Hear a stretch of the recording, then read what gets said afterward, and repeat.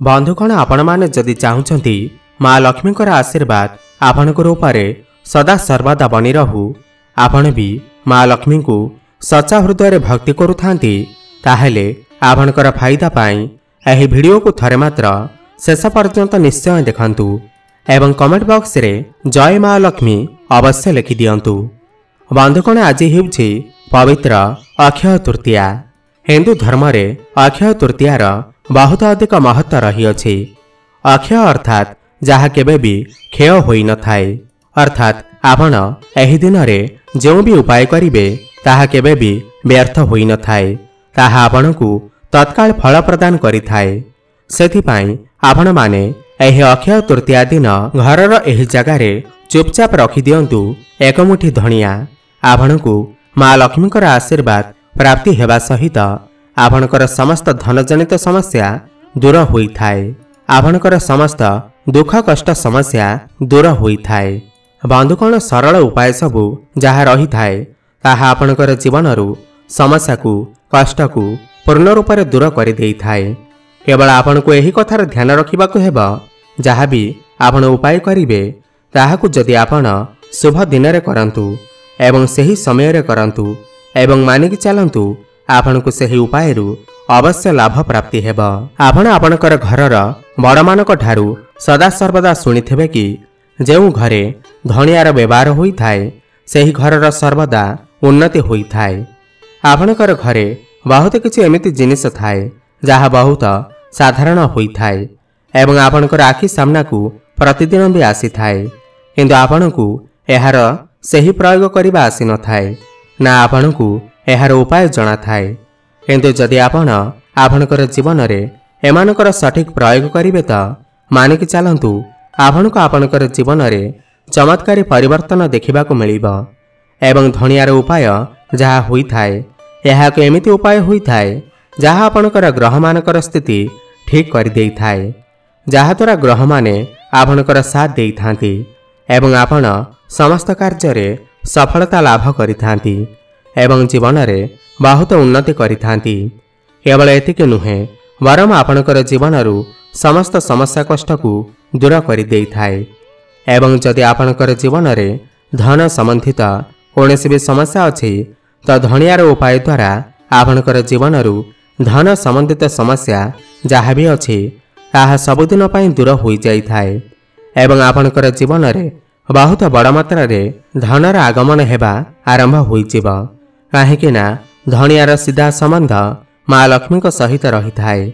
आज आमे आपणकु धनियार सही उपाय मानक विषय कहबाकु जाउछु जहा द्वारा आपणकु साक्षात भगवान विष्णु एवं माँ लक्ष्मीकर आशीर्वाद प्राप्ति होई थाए।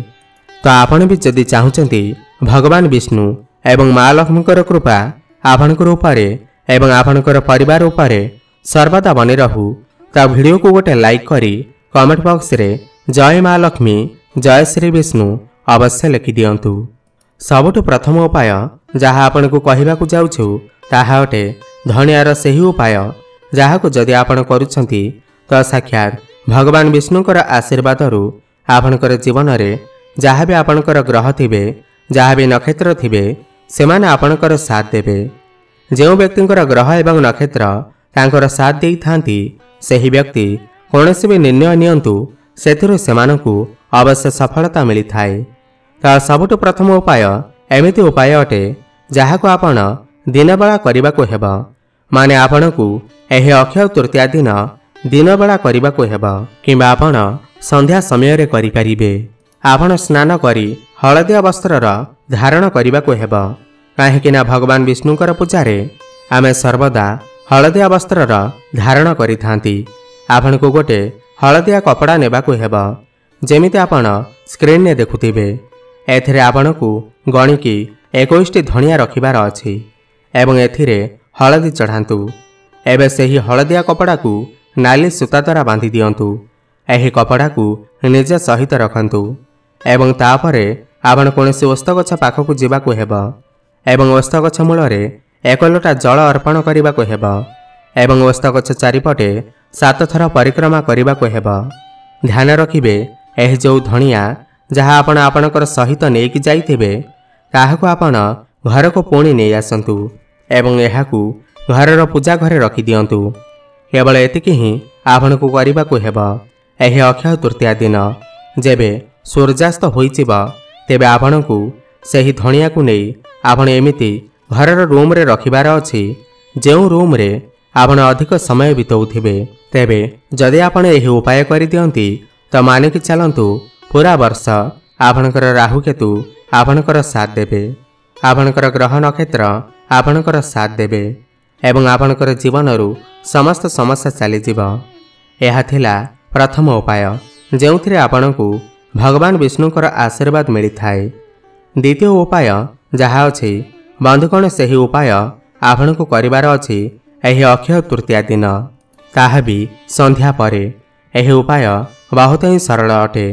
आपण गोटे दीप नियंतु एवं सेथिरे घिओ पकांतु। घिओर दीप आपण को नेबार अछि। आपण को भगवान विष्णुकर बीज मंत्र मन रखिबा दरकार। ओम नमः भगवते वासुदेवाय नमः। एबे आपण घर पाखरे थिबा कोनोसी भी ओस्त गछ मूल को जातु एवं गोटे घिओर दीप जलांतु। ध्यान रखिबे जो ओस्त गछ मूल को आपण जाइछंती सेही समय रे आपणकर हाथ रे 5टी धनिया रहिबा आवश्यक। एही 5टी धनिया को पूर्व दिगरे भसई दियंतु। एहा द्वारा एही फायदा मिली थाए कि जहाँ भी आपणकर जीवन रे समस्या कष्ट थिबा ताहा दूर होई जिबा। आपणकर शत्रु आपणकर किछि भी क्षति करि परिबो नाही। तो आपणकू एही अक्षय तृतीया दिन भगवान विष्णुक पाई एही दुईटी उपाय करिबा को हेबा। एहा द्वारा आपणकर ग्रह नक्षत्र आपणकर साथ देबे एवं आपणकर जीवनर समस्त समस्या कष्ट दूर होई जिबा। एबे जो उपाय आपणकू कहिबाकू जाउछु ताहा माँ लक्ष्मीकर सही उपाय विषय कहवाकू जाउछु जहा केवल एही अक्षय तृतीया दिन करा जाई थाए। एहा द्वारा माँ लक्ष्मीकर सही आशीर्वाद आपण को प्राप्ति होई थाए जहा द्वारा आमर जीवन रे धन जनित समस्या रही न थाए। तो सबुठु प्रथम उपाय जहा आपण को एही अक्षय तृतीया दिन करबाकू हेबा। आपण एही दिन संध्या समय रे एक लाल पेपर नियंतु। एहा उपरे गणिकी आपण को 7टी धनिया रखिबार अछि एवं सही पेपर को नाली सूतार बांधि दियंतु। एतिकी करिवार अछि आपणकू। कोनोसी व्यक्ति जदि आपणक ठारू कर्ज नहीं थिले आपणकर पैसा फेरउ नथिले एही कर्ज को आपण सही व्यक्तिंकर नाम नहीं कोनोसी बहि जाउथिबा नदी रे भसई दियंतु। एतिकी जदि आपण करिदेबे तो विश्वास करंतु जो भी व्यक्ति आपणकर ठारू कर्ज नहीं थिले से अवश्य ही आपणकर पैसा फेरई देबे। एही अक्षय तृतीया दिन करा जाउथिबा एही धनियार उपाय केबे भी व्यर्थ जाई न थाए। द्वितीय उपाय एक एमिति उपाय अटे जहाकू जदि आपण करिबे तो मानिक चलंतु आपणकर कर्ज जो अछि आपण जो ऋण नहीं थिले सेथिरु आपण को मुक्ति मिली जिबा। तो आपण एही अक्षय तृतीया दिन घरे 11टी रुटी बनांतु। 11टी रुटी उपरे आपण को गणिकी 7टी धनिया रखि दियंतु, अल्प गुड़ रखि दियंतु एवं एहाकू कोनोसी भी गाई को खाइबा को देई दियंतु। काहेकि ना गाई मध्यरे माँ लक्ष्मीकर वास होई थाए एवं जदि आपण एही अक्षय तृतीया दिन एही शुभ उपाय करुछंती तो गाई मध्यरे जो 33 कोटी देवी देवतांकर वास होई थाए तांकर तो आशीर्वाद आपण को प्राप्ति हेबा। ता सहित साक्षात माँ लक्ष्मीकर आशीर्वाद आपण को प्राप्ति हेबा एवं आपण कर्जर भाररू मुक्ति पाई जिबे। तृतीय उपाय एमिति उपाय अटे जहाकू जदि आपण करुछंती तो माँ लक्ष्मीकर सही आशीर्वाद आपण को प्राप्ति होई थाए जहा द्वारा आपणकर जीवनरू धन जनित समस्त समस्या दूर होई पारिबा। आपणकर घरर पूजा घरे माँ लक्ष्मीकर फोटो किमा मूर्ति थिबा। आपण अक्षय तृतीया दिन सूर्यास्त परे आपणकर ठाकुर घरे बसंतु एवं एक लाल कपड़ा रखंतु एवं ता उपरे 5टी धनिया रखंतु, 21टी चाउल दाना रखंतु, 3टी मरीच रखंतु एवं खंडे हलदी रखंतु।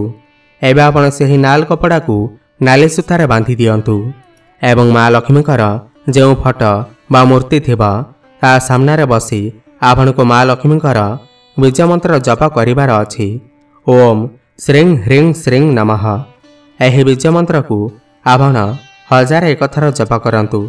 एवं जो पुटुली आपण बनैछन्ति एहाकु आपण उठै आपणकर घरर धन रखुथिबा स्थान रे रखि दियंतु।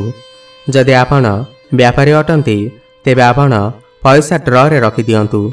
एहाकु जदि आपण करिदेबे तेबे पूरा वर्ष आपणकर घरे धनर अभाव केबे भी हेब नाही। माँ लक्ष्मीकर आशीर्वाद प्राप्ति हेब एवं आपण बहुत उन्नति करिवे। आपण एही उपाय को एही पवित्र अक्षय तृतीया दिन करंतु। देखिबा आपण आपणकर जीवन रे बहुत उन्नति करिवे। तेबे बंधुगण आपनको जदि भिडियोटी भल लागि थाए ताहेले एही भिडियोटी को लाइक करी कमेंट बॉक्स रे जय माँ लक्ष्मी अवश्य लिखंतु एवं भिडियो को अधिक रे अधिक शेयर करंतु। धन्यवाद।